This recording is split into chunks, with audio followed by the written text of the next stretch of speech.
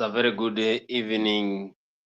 Wherever you're following this great conversation, it's 10 p.m. East African time. For those who are in East Africa, but I know we have followers from United States of America, the city of Virginia, California, who are following this great conversation. And of course, this is post-match analysis here, Dimbala Freak. Of course, you know it happens every Monday at 10 p.m. East African time. And we always discuss matters concerning football and matters concerning sports in general. So we welcome you today with art, well, and of course we are here to make you get that analysis and also try to understand what is happening in the field of sports in general. So where you following this great conversation, I will be happy if you join us and tell us your prediction. Of course, we are having a lot of games that are being played. We have the UEFA Champions League. This is week. It is when we saw Liverpool being eliminated in the UEFA Champions League. We also saw what happened over the weekend. Before we break to the international break, now we saw a lot of teams struggling. We saw Manchester City, we saw Chelsea, Arsenal, and Man United. Of course, they won 3-0 against Leicester City. Goes from Leandro Garnacho and also Rasmus Holland. They gave Ruben Amorim big win against Leicester City, who went away. They won against Ruud van Nistelrooy. Also, we having a lot of games in this country. We have the Kenya Premier League, which is happening in the country. We also have the FKF Women Premier League, which is also happening in the country. We also have Arambe Starlets. Of course, Arambe Starlets, they played in Tunisia, they won. Also, we have Arambe Stars. A squad has been named today.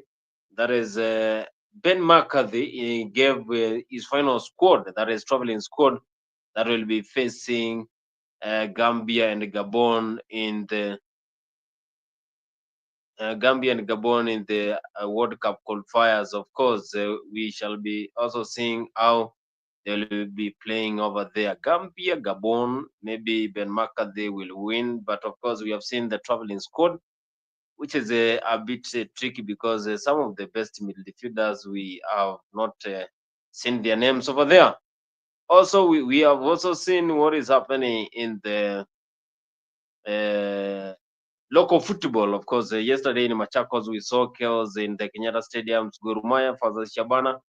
We saw fans throwing stones to the stadiums, and I wonder where do these stones come from. And also, the police tear gassed the fans yesterday. And also, there was a contrary that yesterday, because we had a junior starlets playing against Uganda, we were not expecting to have another match being played because we're having that important match that, of course, our junior starlets, they made us qualify for first time in the World Cup, and now we had few fans turning up at Nyayo National Stadium. Mzee Kilong, karibu sana bwana.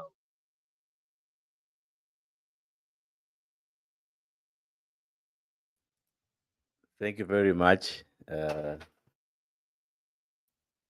I'm happy to be here, though shortly, but always glad to have this show. To our fans who are tuned in, you're welcome to watch this beautiful show, the best football analysis show in East and Central Africa and the entire globe. Thank you very much. Shukran sana Mzee Kilong for always getting time to appear in this platform. Now, Kilong, we saw yesterday fans were fighting, of course, in Machakos, and that was just a 1-1 draw. Although Shabana, they allowed FC Leopards to score in the dying minutes. Do you think we shall grow as Kenya when it comes to our local football? Yes, we are fighting in the stadium. We don't learn. Yeah, it's sad because yesterday we saw even tear gas being lobbied because of unrowdy fans, which is a sad scene in football. We should mature enough that we don't take football rivalries and losses personally. It's just a game. Uh, the world will not end because you lost a game. So I think we just have to be a bit matured and stop the stupid hooliganism and focus on the entertaining game, which is football. Yeah, so it was sad to see yesterday what was happening. Tutaendelea kweli, tutaendelea kweli sisi kama Wakenya. Of course we are having a lot of issues. We did not have the Mashemeji derby. Now yesterday in Machakos, a very small stadium, fans were fighting. But these AFC Leopards and Gor Mahia fans, they will not learn. I think we should ban this. Do you think we should ban these two teams from playing? Of course, Gor Mahia and FC Leopards are the biggest team in Kenya, and they have passionate football fans. So banning is not the solution. I think it's just being clever in planning and making sure that the game is well planned. Because I saw the reason for the rowdiness yesterday was because of, I think, seat planning or sitting arrangements. So those small issues shouldn't happen here in a big country called Kenya. So we just have to streamline our process and make it a bit professional. That's what I think should happen. Yes, we streamline our process so that we avoid those small issues. But now you cannot even see those issues happening in the European countries. You saw what happened in the Euro. Fans were even very close to goalkeeper, but they cannot even cause any chaos. But now when Kenya, we are having a lot of people turning up, then you'll find people fighting, people throwing stones. Something that really makes us to worry about the kind of things that are happening, and when shall this football really match our standards. Kenya, of course, is fighting to appear in world tournament, but still we are still struggling.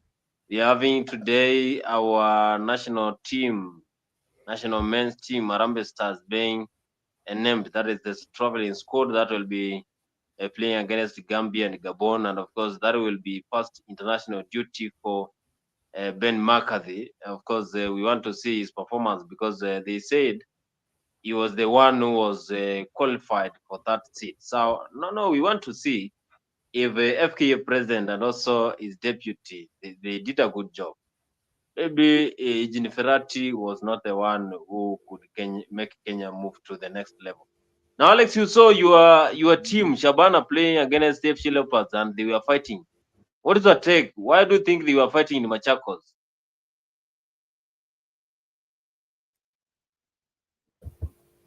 Thank you for this opportunity, Kimanzi. Pardon the question, please. Maybe my internet was a bit bad. Why do you think Shabana your team was fighting? Of course, you support Shabana. Why do you think they were fighting against the FC Leopards in Machakos? You see, Bonnie, there's a lot of hooliganism in the Kenyan football, and it's deeply rooted, and the fans are very bitter. So uongezee uchumi ni mbaya, alafu uongezee ile asili yenye Wakenya wako nayo ya rais. Sasa watu wanaenda wanaitoa kwa uwanja ya mpira.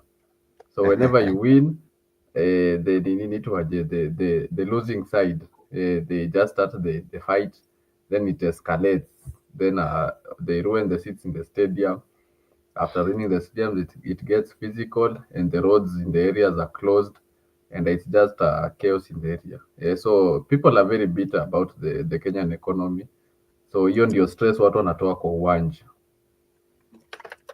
So you think that is why yesterday we saw fans fighting and throwing the stones and vandalizing infrastructures in Machakos, a very small stadium. Yes, exactly, Bonnie. As I said to you, you rarely see things like this in Europe. unless once in a while in Italy there is a lot of chaos in some games. Whenever a team loses, that's when you see things like this. But for here in Kenya, I think the context is a bit different. People are very bitter at the Kenyan economy and the president. So whenever they go to the pitch, and that's where they get to release the emotions. Watu wanatoa zile stress zote, unga fees zimepanda zote, hiyo ndio watu wanatoa kwa uwanja. That is Alex, of course, giving his submission on yesterday's. Now we have Kenya is set to play Gambia on Sunday. Today we saw Ben McCarthy giving his final squad. Of course, one of the best midfielders, the likes of Austin Odhiambo. Austin Odhiambo plays for Gor Mahia and is one of the best midfielders. And of course, last year he was the most valuable player of the year, but he was not mentioned because he plays for Gor Mahia and he is very arrogant. The same way we see Vinicius Junior. Do you think Kenya will even beat Gambia or Gabon at home? Or McCarthy still will flop like the other coaches? Kelong. Yeah, I think it's early to judge him. But of course, as Kenyans, we wish him all the best. We always want to win. Maybe he's the missing piece to the puzzle. Maybe I think if that's the case, then well and good. But yeah, let's see what happens.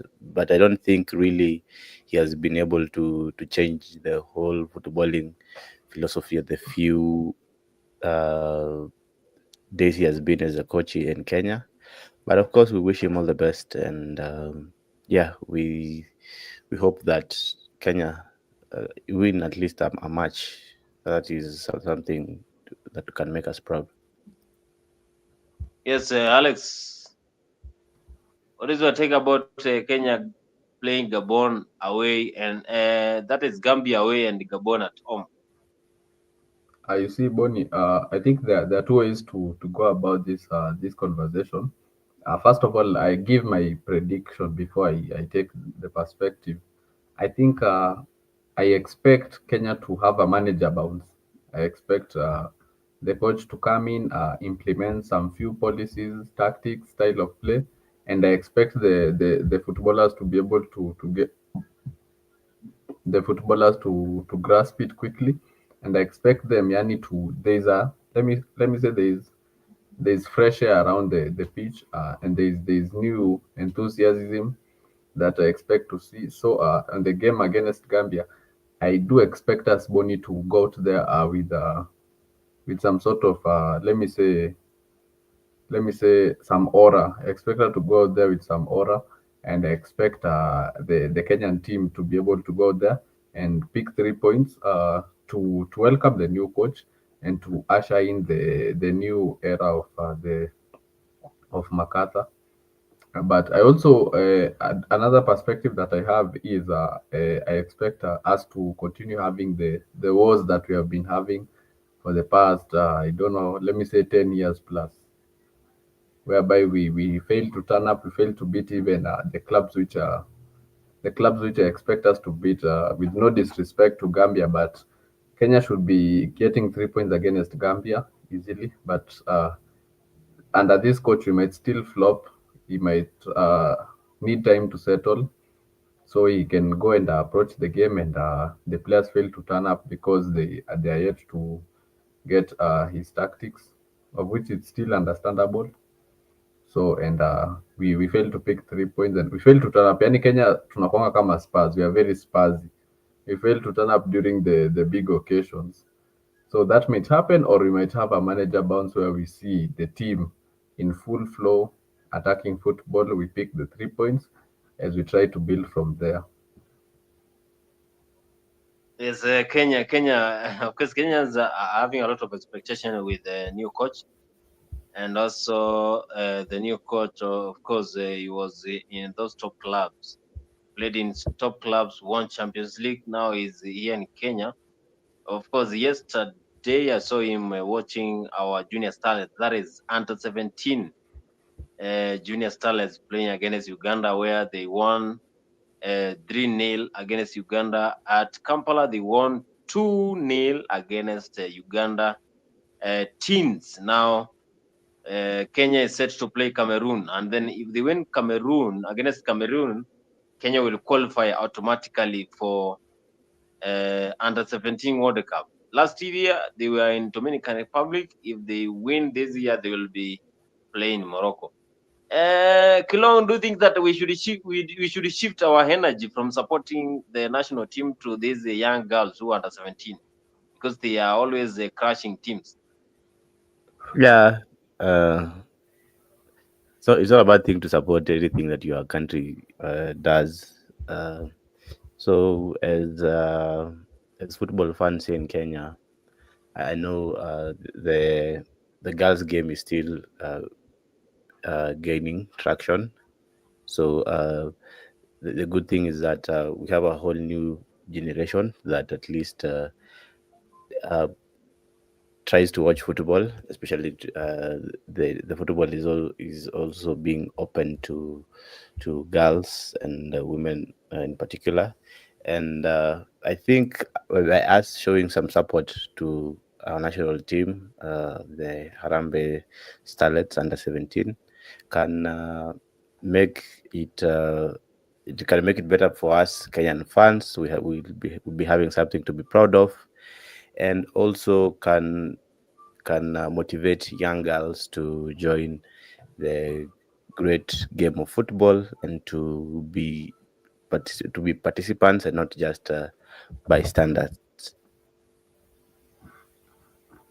Yes, thank you, Mzee Kilong. Alex, do you think that Kenya we should stop following Harambee Stars because they have not played for AFCON World Cup? Still, we have never qualified for that.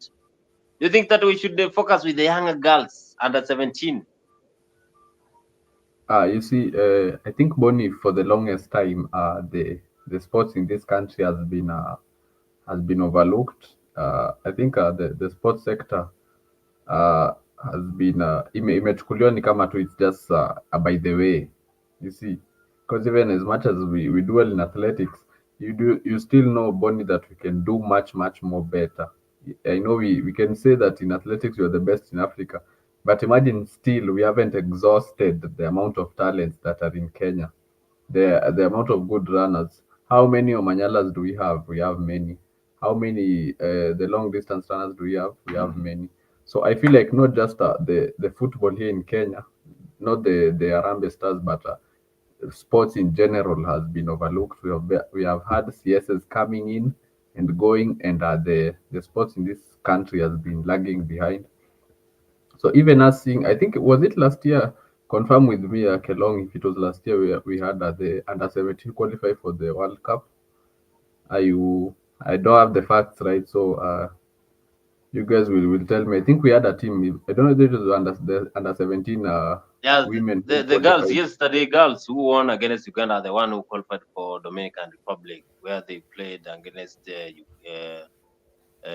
England, they played against Brazil, played against other teams there. So the girls who won yesterday are the ones who played in Dominican Republic. Yes, thank you for that fact. So I believe, Bonnie, if we are able to be able to provide support to those young girls, provide be it the finance, be it the stadiums, be it just everything in general, even the jerseys, the support even from the government, those girls can do better, because I believe to where they reached, they didn't have enough support. It was just them trying to make things happen. They trying to pull the strings on their own. So I believe, Bonnie, and you see there is a lot of corruption in this country, Bonnie. Kwanza kwa sports sector, how many stadiums are there in this country that you can say are class? None, none. And you're supposed to host AFCON. Stadiums are poor. So I believe we should not just say that we can support the young ones and leave the Harambee Stars, but I believe we have to try to and find better policies. Try to find We already have now good leadership, so we just need the funding, and we need support from the government to see sports as a major as a major sector in the country that can generate revenue, that can put the country on the map. And when we support not only, we don't support selectively, we support everywhere, be it the under 17, be it the under 21, be it the national team, be it the men's, and we don't overlook the women. We just support everyone in the sports sector in the country so that no one is left behind, and so that we can try and see whether we can try and raise the standards of the sports of this country. And I believe if we do that, Bonnie, we had a team which qualified for the World Cup. That was just the seed being planted. If we provide them with all the support, Bonnie, because you can find Apple, there's a girl there who has to work, has to balance with sports, which is different from Europe, where you find just people play sports. They don't have to balance between the two. So if we provide them with moral support, then I believe we can now move to the round of 16, trying the quarters, and we can now try to progress and see whether we can have the first African country to be able to lift the under 17 Women's World Cup. Hmm. Under 17 girls, they are doing this country very proud. Yesterday, they cruised past the Crescent Teens of Uganda. Home and away, they won against the Uganda. Now they are set to play Cameroon, home and away. And then if they win against Cameroon, then they will definitely qualify for World Cup. That will be happening in Morocco. Now, that was local football here in Kenya. Crossing the border, over the week, that is midweek, we saw a very interesting scenario whereby we saw teams be eliminated in the UEFA Champions League, the likes of Liverpool, and also we saw some big teams, the likes of Madrid, Atletico Pale. Now we saw some teams qualifying for the quarterfinals. Now it's like some teams are lucky. I will say Barcelona, they are lucky because they are getting small teams. That is why they might win this Champions League, because I can smell it from distance. Because if this team will reach semi-final or final, I think Barcelona will win this Champions. It will be a big Bonnie, can I shock interject? for. No, I will give you time to. I'm just trying to introduce. It will be a big shock because they said when Messi left, then Barcelona is now over. It is the end time for Barcelona. But these youngsters, I saw them playing against Atletico Madrid yesterday, and really impressed me. Now we have yes, Alex. Which team do you think will win UEFA Champions League, and what is your take about Liverpool and other teams to be eliminated in the round of 16 now, as we head to the quarterfinal? Okay, so first of all, Bonnie, I don't think Barcelona are having it easy, because as much as you can say they're getting easy teams, at some point you'll have to face the big dogs, and the big dogs are the likes of Real Madrid, or even Paris Saint-Germain is a good team in the Champions League. So I can compare Barcelona to England in the Euro. I believe in the Euros, England had they had the easiest run to the finals, because they were not playing any top European side. But once they go to the finals, then they played a top club like Spain. They were shown levels, so that's why they lost the final. So the same thing with Barcelona. If they're having an easy run, eventually they will catch up, and they will play a top side. And when they play a top side, they'll be put to the test. We see whether they are good enough or not. And regards Liverpool missing out on the Champions League, I think it was a long time coming, because if you watch the first game, if they had Robert Sanchez in goal, then I believe they could have been beaten like 7 or 8 goals. But it's a good thing they had Alison Becker. So if you watch the across the two games, you could say that this elimination was coming, and they got what they deserved. We also saw during the weekend, they were taught some football by Newcastle. They were shown what it's like now to win a final. And I think Aston Villa are a good side. They are underestimated, and they can try and shock the people. And like another team they won against the worst Chelsea side yesterday that they think they have a chance in the tournament. Yeah, so thank you. Zach Long, what do you think about PSG eliminating Liverpool in the Champions League and also Aston Villa progressing in the quarterfinals, Barcelona, Real Madrid? Yeah. Yeah, I think both of you are wrong by saying that Barcelona is having an easy run. Remember the league competition prior to the knockoff rounds, Barcelona faced huge teams, and we all know what happened. We battered Bayern Munich and the likes. So I don't think Barcelona is having it easy. Uh, the interesting thing is that they're now playing the best brand of football since Pep Pep left them, and maybe a little bit of Luis Enrique. But now there's a new philosophy from Hansi Flick, who is trying to change how Barcelona is playing. But they're a good side. Yesterday, you saw against Atletico Madrid, which Real Madrid struggled against Barcelona for the first 70 minutes. Of course, they were behind until the 70 minute. Then they changed the gear and won the game 4-2 easily. So for me, I think Barcelona are a good side, and I'm predicting it here tonight that the Champions League final will be Real Madrid versus Barcelona, which will be one of the most entertaining football matches we'll ever see. And Barcelona will easily batter Real Madrid. This is because uh, Barcelona is the only team that doesn't fear Real Madrid. Because all the teams, when they come against Real Madrid, they are in panic mode.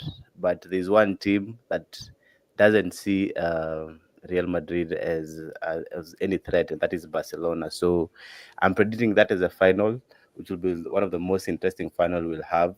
But Barcelona will easily win. Coming to Liverpool, it was a sad scene because I thought uh, during the game against PSG, they played well, but really they never took their chances and lost the competition on penalties, which was it's sad to always exit on penalties.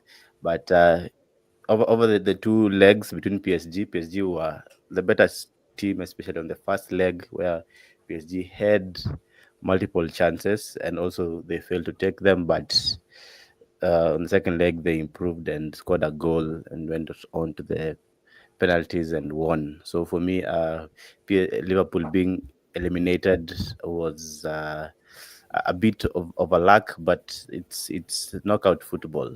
If you don't turn out, then you're gonna be eliminated. Remember, you cannot. How can you give Darwin Nunes to be a penalty taker? Especially the first five. That's wanting to lose the tie altogether. Somebody who is not, I would say, confident at the moment. So for me, Liverpool exiting the tournament was sad, but that is football. But yesterday they got battered by Newcastle, who played well. They were agile in the midfield. They ran their lungs out, and majorly they were the better team. So for me, I think Newcastle deserved to win, and it was their first title since 1969 to for them to win. So it's a good thing for Newcastle, and proud of them because now they have shown that any team outside the big six, we all know the famous big six, that now any other team can compete. So big up for Newcastle. So Bonnie and Alex, I'll beg to leave. Uh, and I think we'll meet next time. But just I would comment on the Chelsea game yesterday.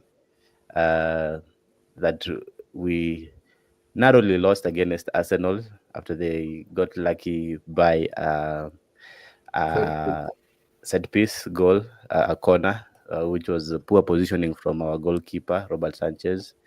I think the way Arsenal played yesterday shows why they are not in the title race, because they were poor, and they don't look like a side worthy of going all the way to compete with Liverpool. And I don't think anything will change. The Premier League title will have been won by Liverpool by April at most, and I don't think they have that strength to compete and win a competition. And their coach, who has been with them for 6 years, running a failing project, because you cannot run for 6 years and just win one cup. So it means Arteta and Eddie Howe are the same level. The coach for Newcastle, he has won one cup title.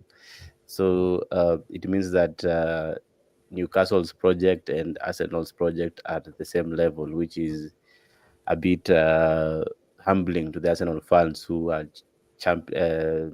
thumping their chest out and thinking that they play the best brand of football.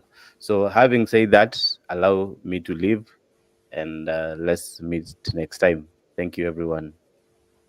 Shukran Mzee Long for that. We see you next time. Yeah. Now, yesterday, yes, you mentioned, Alex, of course, you mentioned about Newcastle playing against Liverpool and winning 2-1.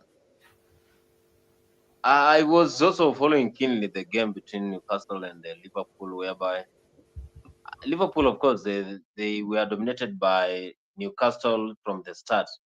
But this is Liverpool, which has won this cup for a long time. This is Newcastle, which was thirsty for that cup. Now, I saw the game from the start, from the defense, from the goalkeeper, from defense, midfielder up to striking. Newcastle were perfect. Do you think that this is a welcoming part now for this new Liverpool coach? Because he thought that he will win UEFA Champions League, Carabao, EPL, FA, but now he has only remained with one. I think it's too early to judge the coach, because we forget, as much as he has been good, that it's just his first season in the league and he's still new. But I don't think that was an excuse for him not to win the title. And I just think about it, the problem with Liverpool is that just that they did not turn up for the final, and I don't think it was as important to them as it was for Newcastle, knowing the fact that Newcastle have stayed more than I think they have stayed a decade or so without winning the title. So that trophy, Bonnie, as much as people might say the Carabao is a small trophy, it's a very important to Newcastle. That's why they went all in, Bonnie. If you saw from the start, the set pieces, the corners, they were crossing inside. They were looking for their big men, the defenders, to try and head the ball inwards. That shows you that they really had a game plan that was well structured for them to be able to win this game. Every time they tried to cross in the ball in the first half, they were looking for people like Dan Burn, Fabian Shah, the likes of Joe Linton. They're looking for the big guys to try and head the ball in, and to their success, they're able to find Dan Burn, and he headed in a very good ball to usher them towards winning the trophy. And they defended brilliantly. They had a very good midfield. All the midfielders turned up yesterday, from Tonali, had a very good game, was bossing the midfield alongside Jolinton. Jolinton with his body, very good at making blocks, very good at intercepting, very good at reading the game in general. And I think also Bruno Guimaraes, he also had a very good game. There are speculations about him joining clubs like Arsenal, but I don't think he will join. I think he's there to stay. In fact, after winning the title, and he was very instrumental for them. And we can also speak of the likes of Alexander Isak, who I think is one of the best Premier League strikers. also one of the best strikers in the world, had a very good game, was very sharp, knew how to position himself as a striker, Bonnie. He positioned himself well a couple number of times, and he missed out on one goal because uh, because because Bruno Guimaraes, yes, Bruno Guimaraes was offside. That's why he missed out on on getting a brace. But I believe all in all, Newcastle came knowing what they wanted to do, and they had a very well structure, and they competed well, and they showed levels. And I think Bonnie, that's a wake up call to clubs like Chelsea. Chelsea have been to Wembley, I think, was it 4 times, and they have lost 4 times. That shows that Chelsea is not stepping up during the big occasions to try and get these trophies. And we have to Chelsea has to know the importance of this trophy. So for them to be able to step up and try and win these trophies, as much as people might call them small, it's good to have silverware because the clubs like Arsenal, they compete year in year out and they claim to have the best football, and yet Bonnie, they can't even win the Carabao Cup. So if they don't win the charity, they don't win anything. But all in all, we have to give Eddie Howe his flowers for having winning a trophy to usher in the new management. And I think he has earned his trust, and he has shown that if he is given enough time, he can compete for more trophies. You see, he has now something to show to the owners and to the Newcastle fans that he's the guy for the job, and he deserves a chance. Newcastle are not very far off in the league, and they can compete for European games. In fact, if they win Bonnie, they will even they win their game in hand. They will even go a spot above Chelsea. So I believe they are on the right trajectory. Yes, you talked about Newcastle, and I was watching them play, and they were very aggressive from the start, and I think they were prepared for this game. Now, talking about the midfield, I think this is from my own point of view that we have Newcastle having the best midfielders in the world right now. After witnessing Tony Cruz, Luka Modric, and Casemiro, then now I will shift from those guys now to Joe Linton, Bruno Guimaraes, and Sandro Tonali. I think they are the best midfielders right now because personally I like how Bruno Guimaraes and Joe Linton play. The fact that Joe Linton plays for Newcastle, he has that passion for the band. He plays, he will slap you and he will just wake up and then continue play. That is someone who is fearless. He doesn't fear. Bruno yesterday he was up there doing Brazilian magic, and I was very happy for that. Do you think that Newcastle has, of course, they have the best striker right now, Alexander Isak. You know, even they missed Anton Gordon, he was not there, but you saw how Livramento was very influential. You saw how the striker Isaac was very good. Of course, the right back yesterday was very perfect. From the start, even the goalkeeper Nick Pope was good. Liverpool, they were playing like they don't know. Of course, that is why they were defeated. Do you think Newcastle they have the best midfielders currently? Uh, I, I, I, I can't say they have the best midfielders in the league, but I'd say they have the three there are three midfielders that I can say they have the best chemistry, and they understand each other, and there's just a very good connection between the midfield three. You can find clubs like, let's say, Chelsea. I can say Chelsea has the most No, expensive midfield three. Usku and Wifu just say they have the best midfielders in the world right now. Yes, they're in midfielders. Chelsea has midfielders, Bonnie. Caicedo is very good. Ah, yeah, yes. Newcastle iko na midfielders wazuri. Hata Southampton iko na best midfielders than Chelsea. You see, the issue with Chelsea is just the structure from the management to down. That's what letting the club down. But I can tell you, Bonnie, if we can, Chelsea can get a coach that can get the best out of their team, then Chelsea has a very good midfield also. But for now, I'd say Newcastle, the midfield is good, Bonnie. People like Sandro Tonali, Bruno Guimaraes, and Jolinton, those three, they understand themselves well. And they boss the midfield. Yani wana control kila kitu. So how Newcastle are not Bonnie in the top three, I don't know. I don't know. But I know they have a good squad. So which is ni timu gani iko na best midfielders in the Premier League currently? I can't say for the best midfield three. I can say Newcastle have the best midfield three, but I'd still say the best midfielder because right now the Palmer is a midfielder. If you ask me, even though he hasn't scored in the last 10 games, I still believe this season Palmer still gets my vote as the best midfielder ahead of people like Martin Odegaard and ahead of people like Bruno Fernandes, who has been brilliant for United.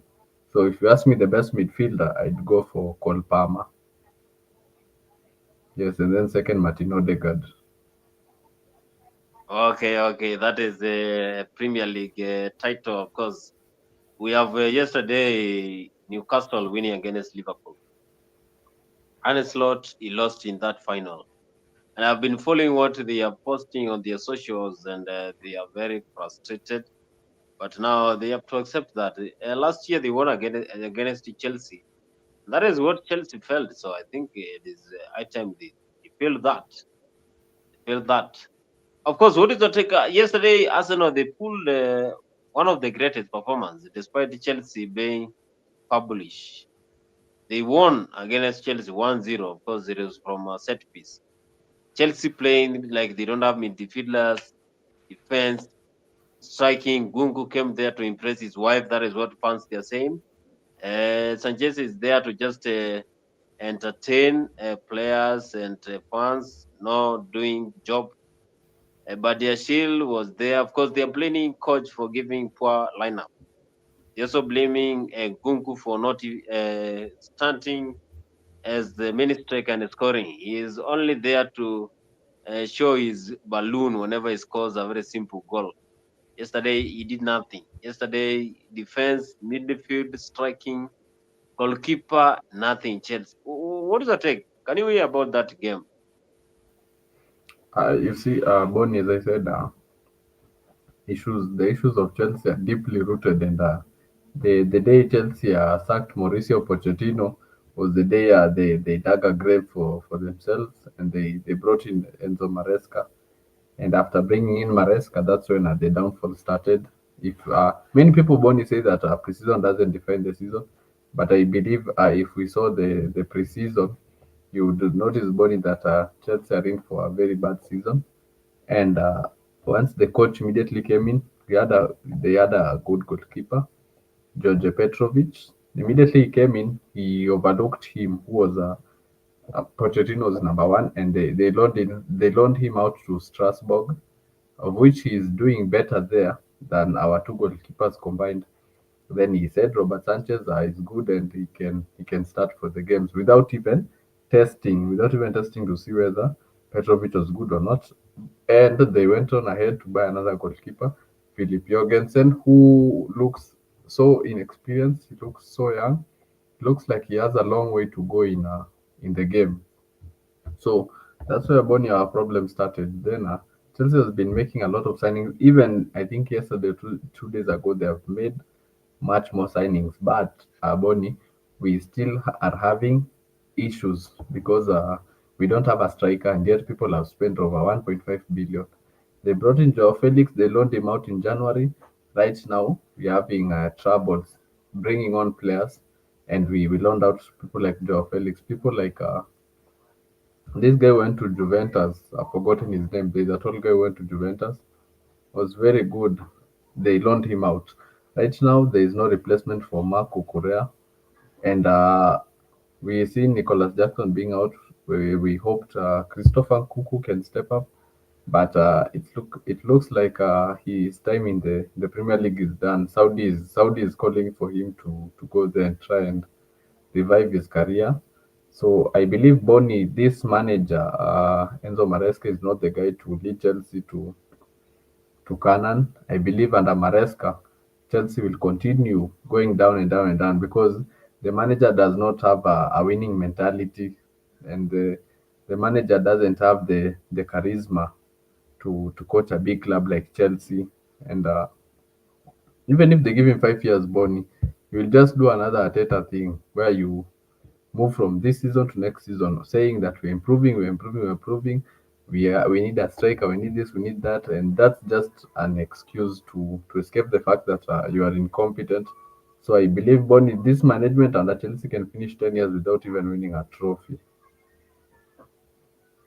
Eh, yes, Maresca out. That is what they are saying. Immediately when the game ended, then I went there to follow what is happening in the X account for Chelsea, and they were saying Maresca he should just step out and leave Chelsea. The fans are saying Kunku should just leave immediately. The fans are saying Exactly, Badiashile should be kicked from the team immediately. exactly. They are Yes, saying that even that even the guy owners. who came in to play as the striker. Imagine that conversation happened between Maresca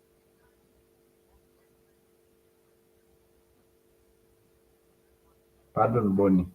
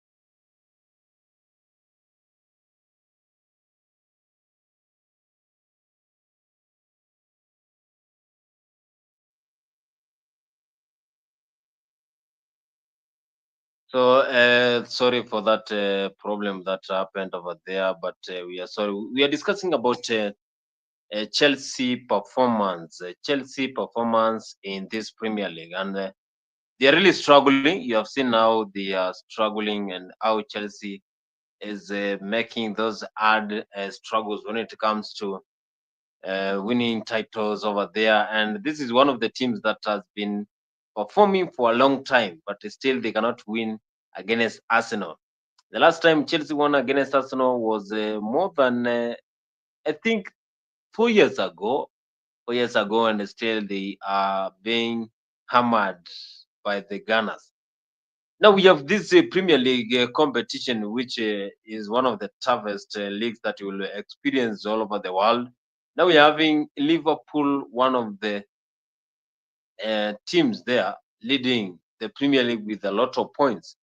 Liverpool, they are currently at the top of Premier League with a lot of goals, and now they and also a lot of points. Now they want to win the Premier League. You saw even when they played against Liverpool, Manchester United, Manchester City, they have that urge of winning the Premier League. Jurgen Klopp was there. He won the Premier League. He won the UEFA Champions League. He won FA. He won EFL Carabao Cup. He won everything. But now you see the kind of performance that the team is giving. Of course, yesterday they lacked their best RB there. That is Trent Alexander-Arnold. Mohamed Salah was man-marked by the Newcastle team. You know, Newcastle team, they are very tall. They know how to mark players. They know how to act immediately. And I think that is one of the areas that really costed them. And they won. They won against Liverpool. Liverpool now, they are eyeing for the EPL, that is the English Premier League. The English Premier League is currently on game number 29. And now we're having number 1 Liverpool, number 2 Arsenal, 3 Nottingham Forest. Of course, we have seen how Nottingham Forest they are performing. They won against a big team that is Man City, and they have been having a good time since they brought Nuno Esperanto. Nuno Esperanto Santos was in the formerly used to coach Wolverhampton Wanderers. He went to Saudi Arabia, but he came now to Nottingham Forest, where he's doing a fantastic job. Whereby even the players, he is trying to bring the players in Nottingham Forest. He's trying to mold them to become the best players, because I've seen the likes of Chris Wood. Chris Wood plays a very fantastic game when he was in the Burnley team. I have seen also Anthony Elaga. Anthony Elaga was in Man United. He was also sold by Manchester United, and also the Manchester United, the same Manchester United. They are giving players on loan, but still they are struggling. You have seen how Anthony is performing in the Real Betis. He scored goals against the Real Betis over the weekend. And it's like every game Anthony has to win. Every game Anthony has to score goals. And I think that is one of the areas that players are more concerned with. You go to a club, score goals. But in Man United, they fail. Yesterday, we saw Manchester United winning 3-1 against Leicester City. And Leicester City was playing a very good game, but still they missed it to score. And I think Man United, yesterday's goals were scored by Bruno. That is Leandro Garnacho scored the brace, while Rasmus Højlund scored the other goal. Now, discussing about Manchester United, I think Manchester United needs to get a new striker. A striker who will make this team move ahead. A striker who will make changes in the team. A striker who will score goals. A striker who will transform Man United. Because Ruben Amorim, I think Ruben Amorim, he has no future in Manchester United. Since he came there, he has been saying that he has a lot to do. The project there is being tough. But when he was in the Sporting CP, he used to perform. He used to give very good performance in the European competition. But now in Manchester United, you saw the other day Fulham won against Man United. You saw Real Sociedad, of course, they won against Real Sociedad, and yesterday against Leicester City, and winning against Leicester City.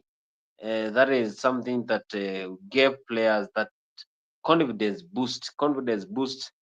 They are now good to score goals, but they are now saying Rasmus Højlund is not worthy to lead the front three in Manchester United. Rasmus used to play in Italian, and when he came to Manchester, he has not shown his capability of playing in big club. He's struggling. Also, Tottenham Hotspurs, in the other hand, they are struggling. You saw yesterday they lost, and also players there. Same not Tottenham Hotspur. That is where Harry Kane used to play. Harry used to play in Tottenham, but when he went to Bayern, he changed the game. But the same season he went to Bayern. Bayer Leverkusen, they won the trophy for the first time in 13 years. But now we're seeing a lot of competition. Still, Leverkusen yesterday, they came back against Stuttgart and they won 4-3. So they are still in the title race, Bayer Leverkusen. So in the German Bundesliga, it is not over. It is not over. It is not like now Bayern Munich, they have been declared the winner. Because you see that there are sometimes when Bayern Munich, they lead against other teams by even 20 points. But now I think they are having 8 points difference with the Leverkusen, and that is if they win, then Harry Kane will win his first ever trophy. He has not won Champions League. He has not won Carabao. He has not won EPL, but he is one of the best. He is one of the best. He's one of the best strikers that we have currently in the whole world.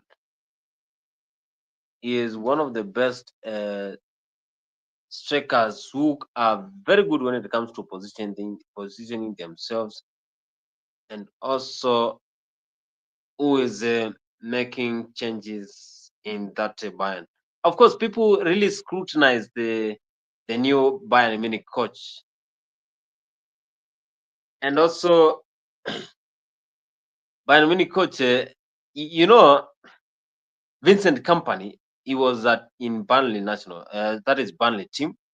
They came to Premier League. They were relegated, and even at the relegation,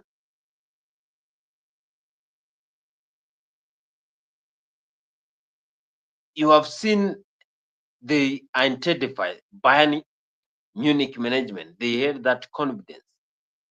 They had that confidence with the Vincent Company, and Vincent Company was given that heavy role. People say that the company is not going to be successful, but now you've seen in the UEFA Champions League, they are in the quarterfinals. They are top of the Bundesliga. So I think if Bayern Munich wins this Bundesliga, it will be a thumb up for Vincent Company.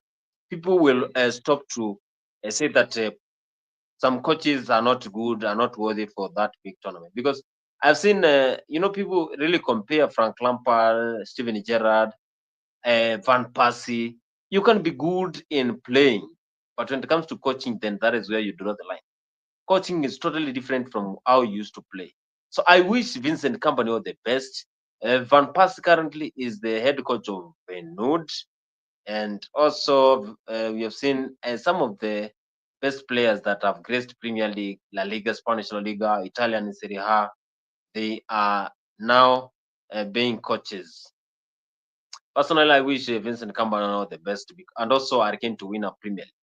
So yesterday we saw Barcelona playing against the Atletico Madrid, whereby Barcelona won 4-2, and that was a very fantastic and very interesting comeback from the Catalans. The guys from Camp Nou, they won against the Atletico, but people are saying that the mistake that Atletico Madrid coach, that is Diego Simeone, did was to substitute Julian Alvarez. He brought Solos and also Calaga, and that is where he made a big mistake, of course, by ensuring the defense of Barcelona they are free, because Alvarez was pressuring them when it comes to scoring. Of course, remember this was a Dimbala Freak post-match analysis. I want to say thank you so much for those who turned Zeke Long, and also in the comment section who were following this great conversation. It happens here every Monday from 10 p.m. East African time. And I want to say thank you so much. Continue subscribing to Afrique24. If you find our content, share, like, comment there, and we shall appreciate as Afrique24 family. Make sure you follow Afrique24, Afrique24 in all social media platforms. Most importantly, go to the YouTube, subscribe, like, and comment. Subscribe, like, and comment. Subscribe on the YouTube channel. That is what we request from you.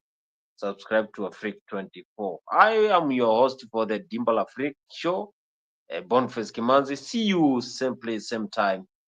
We are missing some of the panelists today. They were busy, but the show has to continue here in Afrique 24.